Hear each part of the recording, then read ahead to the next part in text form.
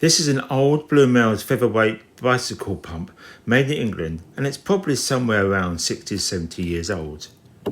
Rather than throwing it away, I thought I'd take it apart, clean it up and see if I could get it working again. The first job was to completely dismantle the pump. Once I got it apart, I cleaned all the individual components and removed as much of the rust and corrosion as I reasonably could. The most important part of this pump is the seal inside.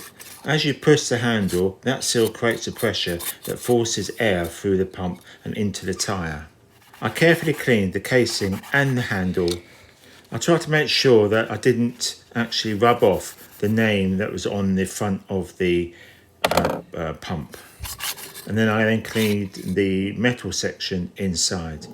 The important part to clean was the rubber insert, which had deteriorated quite badly. I carefully dried it all off, and then I used silicone grease. Now, silicone grease is very good for this particular type of repair.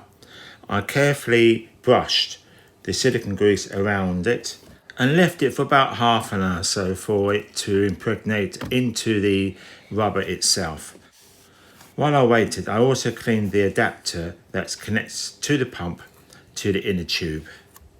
I then applied a second layer of silicone grease, and I also lubricated all the other parts inside the pump.